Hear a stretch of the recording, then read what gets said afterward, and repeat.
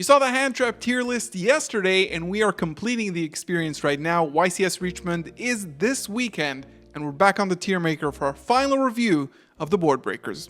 And before we begin, just a quick reminder that the field centers from Chainlink TCG, serialized, numbered, each one individually, 1 out of 100, are almost sold out. $15 for the pre-order, a silver metallic field center with this beautiful illustration. If you want to support my channel, this is the best way to do that. And of course, don't forget the King of Beasts playmat, currently sold out for zones, still available without zones on Imperium Duelist. Both of the links to those products will be at the top of the description of the video. Check it out if you want to. And I really want to reach my followers goal over on TikTok. So if you are a fan of my content and you are using TikTok, make sure to check it out. Maybe drop me a follow, help me get to our end of year goal. All the content that will be there is here on Shorts as well, but if you want to support me a little bit further, this is a good way to do that. Another day, another tier list. This time we are exploring some board breakers. If you haven't checked out the tier list from yesterday covering hand traps, pause this video, go back, because there's a lot of context that you might have missed regarding this video. We're going to be looking at this tier list in the prisma of the 4.5 best decks: Pearly, Unchained, Rescue Ace, Tier Elements, and a little bit of Vanadium as well. I think it's important to take care of all of these. And of course, as I've mentioned yesterday, the format is extremely wide open. There's tons of decks viable, and it's not easy. It's not easy to decide and build the right board breakers, the right strategy. It's hard, but you can definitely try. If you listen to this video, yesterday's video, try to sort of like understand what your deck actually loses to and where it has holes. That way, you can just fill in those holes with the right things to mitigate what you're missing. We're going to start off quickly. I think Lava Golem is not worth it right now. It's not. You can't. The boards are really small. The end boards of the top decks are relatively small. You might see this in the occasional Labyrinth deck, but I don't think it's a general strategy. It's worth it. Kaijus are okay in the side, I think. I think Herald of the Abyss is just better and more generic. But if your deck, even okay to main, I think, it's probably going to be relevant for decks who run Small World. This is what they usually do. They run a Small World package with a searchable Kaiju. That way they can get to it consistently. I think it's okay to main in those specific strategies. Same thing for Sphere Mode. It's just too big of a bet. The end boards are relatively small, so you might want to not really bet on the amount of cards your opponent is going to have on their field. Dark Hole, I think overall just not worth it. Just straight up not worth it. Not look okay to side. I think there's just better removal spells. This is not good against a lot of decks. You wouldn't want to hit Tier or Unchained, Pearly with this card. You don't want to. So it's just not worth it. I think Dark Ruler is going to be a strong side deck option, and I think it's definitely viable. You can hit a lot of decks with it, even though most of the decks right now kind of end on a combination of a really balanced combination of back row and front row monsters, that it takes care of half of the board with one card that allows you to play. Maybe combined with another board breaker, maybe a little bit of push with Little Knight could actually help. I think this is a strong side deck option still. You can still, of course, play against Vanadium, Unchained. You want to take care of the interruptions in a pretty wide environment. And I think Droplet is better than that. It might even be okay to main, I think, Droplet, especially with decks that don't have a lot of non-engine slots, like Tier Elements specifically. So Tier Elements has like 3 to 6, barely 3 to 6 non-engine spots in the main. So you want to have like a card that when you go second, you guarantee that it's going to do something and gain you a little bit of advantage because it can send a Malicious, Trikarma, Millers, Shufflers, stuff like that as cost. So that's pretty big. I think Droplet is somewhere over there. Lightning Storm is always strong side. Again, Rescue Ace, Pearly, it just takes care of business. Talents is just a strong main card. This is one of the best, if not the best, spell card in the game. Absolutely amazing. I have been seeing Ultimate Slayer making kind of a comeback to some side decks. It definitely depends on what you're playing. It's okay to side. It's no longer unplayable. That's for sure, right? When we're talking about a Rise Hard. So I think you could consider it. You might see this in the occasional Labyrinth Fluent Rees list, which is pretty cool, I think. Evenly matched. Might be even on top of Talents here.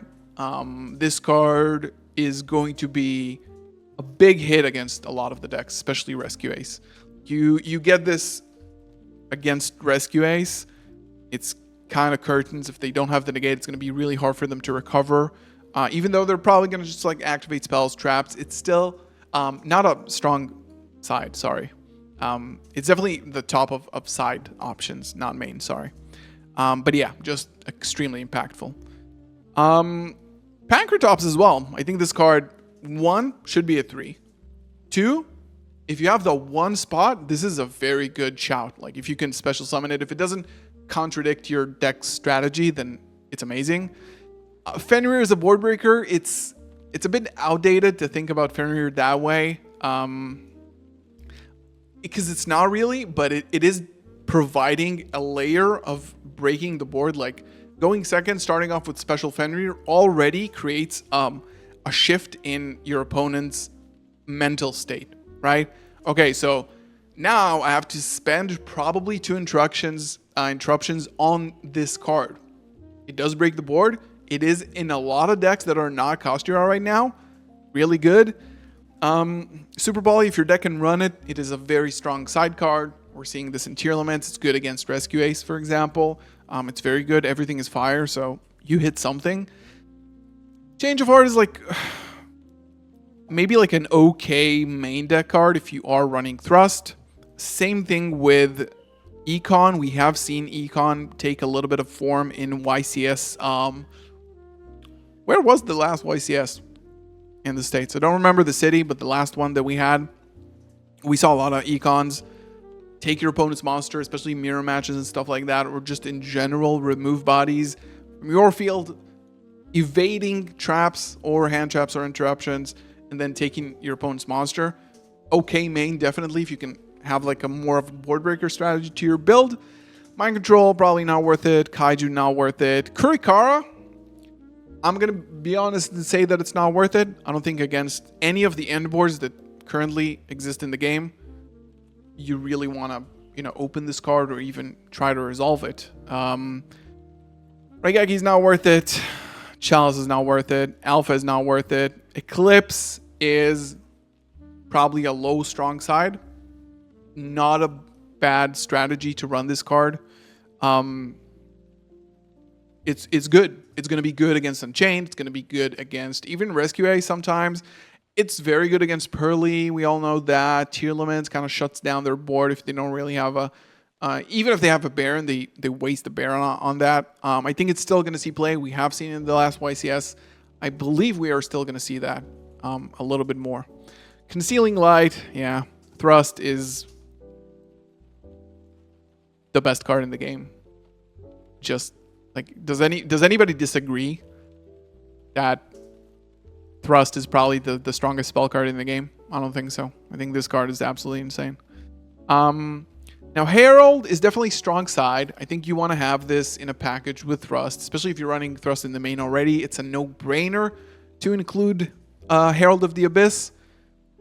Pearly is still a very, very strong meta deck. You need to have an answer when you go into an event. You cannot just wing it. You need to have the answer.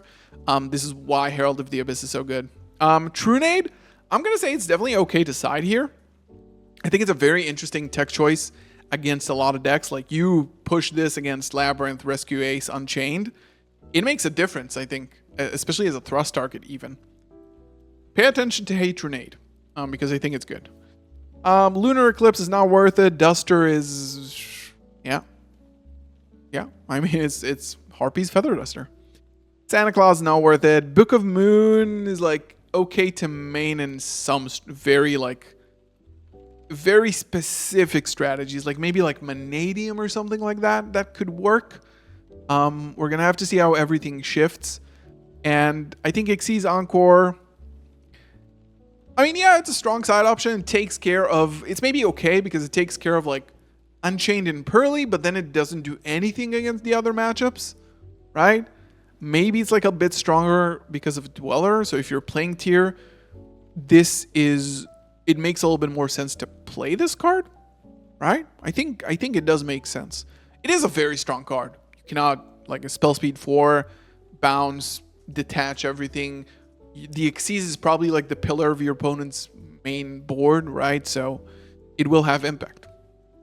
Yeah, this is it. I kind of sped through this. I think there's no reason to talk too much about this, but you kind of see like how good the good cards are, and then like how many side deck options are actually viable. You're gonna have to mix that with the hand trap tier list from yesterday and kind of build a side deck. I think that, in my opinion, like a package of Bystials, Nibiru, Trolls are kind of mandatory. Then you need some removal in the form of evenly Lightning Storm, and maybe then Thrust, Herald, or the Duster, right? I think this is like a pretty balanced side deck, independent of what deck you're actually playing. So leave your thoughts in the comments below. What do you think about this? What do you think about the format? Tomorrow, YCS Richmond. It's going to be a lot of fun. Good luck to everybody participating in the event. Leave a comment below. Follow me on wherever. Like the video, subscribe. Peace.